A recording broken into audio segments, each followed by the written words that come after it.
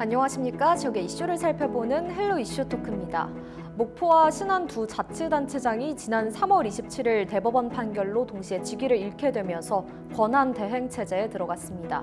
지역사회가 현안 사업 차질, 재보궐선거 실시 여부 등 혼란스러운데요.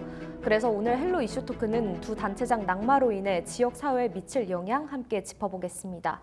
도움 말씀에 초당대학교 김판진 교수 나와 계십니다. 안녕하십니까? 예, 안녕하십니까? 네, 먼저 목포 신안 두 자치단체장 대법원 선고 내용부터 짚어주실까요? 예, 지난 27일 대법원 일부는 공직선거법 위반 혐의로 기소된 박홍렬 전 목포시장 부인 A씨에 대해서 징역 1년 6개월에 집행유예 3년을 선고한 원심 판결을 확정을 했고요. 직권남용과 권리행사 방해죄 등 혐의로 기소된 박우량 전 신안군수에 대해서는 징역 8개월에 집행유예 2년을 선고한 원심 판결을 확정을 했습니다. 이로써 박홍렬 전 목포시장과 박우량 전 신안군수가 군수직과 시장직을 잃게 되었습니다. 네, 같은 날 두 단체장이 직위를 잃게 된 사건과 또 혐의는 무엇일까요? 예. 박홍렬 전 목포시장의 부인은 지난 지방선거 때 당시 김종식 전 목포시장의 당선 무효를 유도하기 위해서 공범과 함께 김종식 전 목포시장 부인에게 접근을 해서 금품을 요구한 혐의입니다. 새우 15상자하고 현금 100만 원을 그러니까 김종식 당시 목포시장의 지자처럼 속이고 접근을 해서 당선 무효를 유도한 혐의로 재판에 넘겨졌었는데요. 1심에서는 공범과의 그런 입증, 공모한 그런 입증이 좀 불충분하다라고 해서 무죄가 선고가 됐었는데 2심 재판부는 공모 관계를 인정해서 유죄로 판단을 했었습니다. 박 시장 부인은 판결에 불복했지만 대법원은 이날 그 2심 판결에 잘못이 없다고 보고 상고를 기각을 했습니다. 박우량 군수 같은 경우는 2019년 6월부터 2020년 2월까지 신안군 임기제 공무원 그리고 기간제 근로자 9명을 채용하는 데 있어서 면접관들에게 권한을 행사를 해서 압력을 행사한 혐의로 1심에서는 징역 1년 실형을 선고받았었고요. 2심에서도 직위 상실형인 징역 8개월의 집행유예 2년을 선고받고 대법원에 상고를 했었습니다마는 지난 27일 최종 선고가 되어서 군수직을 상실하게 되었습니다. 또한 박 군수는 당시 압수수색 당시에 그 증거로 간주될 수 있는 채용 대상자의 이력서를 훼손하거나 찢어서 버리는 혐의로 공공서류 손상 관련 혐의로도 재판에 넘겨졌었습니다. 네, 결국 박 전 시장에게는 당선 무효가 그리고 박 전 군수에게는 직위 상실이 됐는데요. 이 둘 간에 어떤 차이가 있을까요? 예, 박홍렬 전 목포시장 같은 경우는 처음부터 당선이 무효가 된다는 의미로 해서 지난 지방선거 과정에서 선거 부정을 통해서 당선이 되었기 때문에요. 당선이 무효가 되는 거고요. 박우량 전 군수 같은 경우는 공직자가 임기 동안에 금고형 이상의 선고받은 형사범죄이기 때문에 군수직을 상실하게 되었습니다. 네, 특히 박 전 시장의 경우에는 배우자의 이 사법 리스크를 넘지 못하고 중도 낙마를 했습니다. 공직선거법에서 이렇게 주변인들의 혐의로 당선인도 직위를 잃게 되는 경우 어떤 경우가 있을까요? 예, 공직선거법 264조 제1항에 근거해서 당선인의 배우자나 회계 책임자가 선거법 위반 혐의로 벌금 300만 원 이상을 받게 되면 형이 확정이 되면 당선인도 직위를 잃는다고 되어 있어서 이를 근거해서 이번에 당선 무효가 확정된 것입니다. 네, 수년에 걸쳐서 이 재판 끝에 나온 이번 결과 어떤 의미가 있을까요, 교수님? 먼저 이번 확정 판결로 인해서 목포시장의 당선 무효 형의 확정과 관련해서 살펴보면 본선거는 공직선거법상 후보자, 배우자의 행위로 인해서 당선자의 직위가 무효화된 그러한 사례로 기록되어 될 수밖에 없는데요. 사건 자체만으로 봤을 때는 이제 법적으로 형이 확정이 됐기 때문에 네. 박홍준 시장의 입장에서는 이제 형이 확정된 상황이기 때문에 어떤 변명의 여지라든지 이런 부분은 없을 것으로 생각을 합니다. 그러나 본선거의 사건의 결과만으로 봤을 때는 그렇지만은 선거 과정에서 나타난 여러 가지 상황을 종합해 봤을 때는 우리 모두에게, 양측 모두에게 한 번쯤 당시 선거 과정을 되돌아보게 만드는 그런 의미 있는 판결이 아닐까 생각을 합니다. 재판 결과가 나오자마자 바로 부단체장 권한대행 체제에 들어가게 됐는데요. 이 단체장의 공백을 채우기 위해서 재보궐선거 치러질 거라고 보시나요?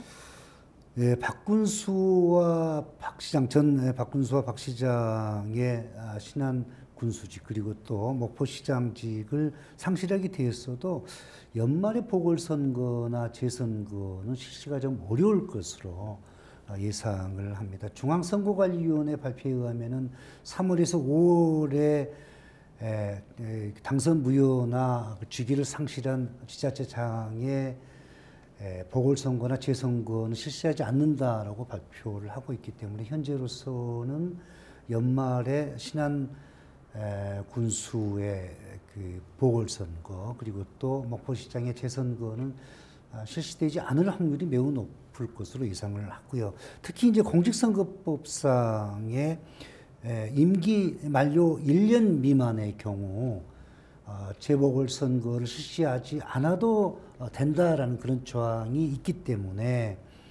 아마 연말에 보궐선거, 재보궐선거가 실시되지 않을 가능성이 크고요.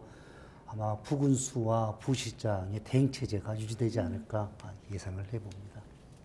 네, 그런데 한편으로는 이 의욕적으로 추진해온 목포 신안 행정 통합이 물거품이 되는 거 아니냐 이런 우려의 목소리도 있습니다. 어떻게 보시나요? 예, 많은 분들이 이 부분에 대해서 염려를 하고요. 실제적으로 대법원 확정 판결로 인해 가지고 저도 이제 통치 관련해서 활동을 하고 있기 때문에 이 부분에서 많은 분들이 좀 궁금해하고 저한테 물어보시는데 네. 이 부분에 대해서 좀 아쉬운 부분이 있습니다. 저는 사실 무한반도 통합 관련해서 많은 활동을 했었고요. 과거에 또 신안목포 통합 과정에서도 나름대로 활동을 하고 있는데요.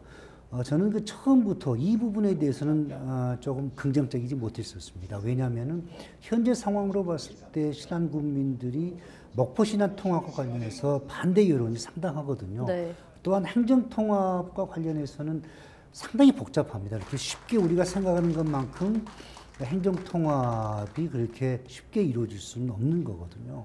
그런 상황에서 사실은 한 2년 동안 금방이라도 목포 시민의 입장에서는 목포 신안이 통합이 될 거다라는 희망 고문이 있었던 건 사실이거든요. 이 부분에 대해서는 정치권이라든지 또 통치 이 부분에 있어서 우리가 조금 목포 시민들에게 좀 사과의 말씀을 좀 드려야 되지 않을까 생각을 해봅니다. 네, 또 양 지자체 현안 사업 추진도 제동이 걸릴 것 같은데 어떻습니까? 네, 목포시의 경우 목포신항 해상풍력 배후단지 조성이라든지 남항의 친환경 선박 거점 육성 사업 같은 정말 굵직굵직한 그런 사업을 추진하고 있는데요. 제가 판단했을 때는 이 현재 전 박홍렬 목포시장이 추진했었던 이러한 사업들이 사실은 목포의 미래, 목포의 성장 발전에 상당히 도움이 될 수 있는, 기여할 수 있는 사업들이거든요. 따라서 시장의 공복에 인해서 어떤 시간적인 그런 부분에 있어서 어떤 추진의 어떤 동력을 잃었다는 그런 차원에서는 약간의 차질이 나타날 수도 있겠습니다만은 이와 같은 사업들이 목포의 어떤 내일 장래에 있어서 매우 중요한 사업들이기 때문에 큰 어떤 사업의 어떤 변경이라든지 수정이라든지 이런 부분은 좀 없지 않을까 싶습니다. 네. 네, 현안 사업에는 큰 차질은 차질이 없을 없을 거로 거다. 저는 네, 생각을 이런 합니다. 말씀해 주셨습니다. 예. 네, 그렇다면 이 외에 행정 공백으로 인해서 우려되는 점 다른 거 있을까요? 예, 가장 우리가 우려하고 있는 부분이 한 두 가지 정도로 얘기할 수가 있겠는데, 첫째는 내년 6.3 지방선거가 이제 얼마 남지 않았지 않습니까? 네. 그래서 공무원들에 대한 줄서기, 그러니까 복지부동 그런, 그리고 또 행정공백 때문에 주민들이 당장 해결해야 될 민원의 해결 이런 부분에 있어서 불편사항이 발생될 수 있겠고요. 또 하나는 사업을 추진하는 데 있어서의 딱 탄력을 잃어버렸기 때문에 일단 시간적인 그런 부분, 또 사업을 추진하는 데 있어서 여러 가지 변수가 발생되는데 그 변수를 대처할 수 있는 위험의 회피라든지 위험의 제거적인 이런 부분에 있어서 지자체장이 존재하는 것과 그렇지 네. 않은 것과 차이가 있기 때문에 이 부분에 있어서 어느 정도 문제점이 발생하지 않을까 조심스럽게 예상을 해봅니다. 네, 현안 사업이 차질 없이 추진이 되기 위해서는 아무래도 이 단체장 직무 대행의 권한이 중요할 것 같은데 어디까지 행사할 수 있을까요? 예, 부시장, 부군수의 역할은 시장이나 군수직을 대행하기 때문에 뭐 겉으로는 시장이나 군수의 역할을 정상적으로 수행하는 겁니다. 네. 그렇지만은 앞서도 제가 말씀드렸습니다. 많은 선출직보다는 어떤 통제력이라는 힘의 부분에서 조금 떨어질 수가 있기 때문에 허가권이라든지 인사권 이 부분에 있어서 제한적일 수밖에 없는 거겠죠. 그러다 보니까 이와 같은 사업이라든지 또 공무원들의 어떤 복지부동, 행정공백 이 부분에서는 분명히 문제가 발생할 수밖에 없는 거고요. 아무튼 이번 대법원 확정 판결로 인해서 결국 손해는 우리 주민들에게 주어질 수밖에 없는데요. 피해가 발생할 수밖에 없는데 네. 이와 같은 상황이 발생되게 만든 전 박홍렬 시장이라든지 박우량 전 신안군수가 정말 주민들 앞에서 정중하게 깊이 있는 사과가 있어야 할 것으로 생각을 합니다. 네, 또 최근 김종식 전 목포시장이 기자회견을 열었죠. 예, 예. 네, 박홍렬 전 목포시장에 대해서 대시민 사과를 요구를 했습니다. 신안 지역도 말이 많은데 교수님께서는 어떻게 보시나요? 예, 김종식 전 목포시장도 지난 31일 오후 2시에 전남도의회 브리핑룸에서 기자회견을 가졌는데 내용은 그렇습니다. 진과 같은 상황을 발생시킨 전 박홍렬 시장이 목포 시민들에게 사과를 해야 된다. 이런 취지의 기자회견인데요. 뭐 억울하겠죠. 억울하지 않겠습니까? 네. 예, 김종식 시장의 입장에서는 선거 과정에서 그러한 사건이 발생되지 않았으면 혹시 어떻게 결과가 나왔을까라는 그런 부분에 있어서 뭐 좀 억울한 부분이 있을 겁니다. 그렇기 때문에 기자회견을 했겠고요. 또 반대로 박우량 전 군수 같은 경우는 여러 그 말들이 많이 나오고 있는데요. 첫째는 그 지난 신안군 생활체육대회 때 이제 군수직을 상실하고 난 직후인데 김인석에 앉아서 이제 소개를 받았다는 그런 그 기사가 나왔고요. 또 14개 읍면벌 퇴임식 논란으로 해서 도청 감사원실에 민원이 제기되었다라고 하는 지역 언론의 뉴스도 나오고 있습니다. 물론 신안 군민들의 입장에서는 분명히 눈살을 찌푸릴 수밖에 없는 그러한 일들이 벌어지고 있는데요. 그렇지만 이 두 지자체장들, 전임 지자체장들의 행보를 보면 최근 행보를 보면 뚜렷한 것 같습니다. 신안 전 박우량 신안군수 같은 경우는 행보를 그대로 이어가고 있고요. 물론 네. 이제 군수직 상실 이후에도 나름대로 어떤 좀 표출되는 그런 부분이 좀 있고요. 박홍렬 전 시장 같은 경우는 좀 침묵으로 일관한 두 전 지자체장의 어떤 그 행보가 좀 뚜렷이 나타나고 있는 것 같습니다. 예. 교수님께서 말하신 것처럼 결국 그 피해는 주민에 그렇습니다. 안게 됐는데요. 예, 예. 이번 재판 종료를 계기로 그동안 지속됐던 지역 내 갈등 봉합 어떻게 하면 좋을까요?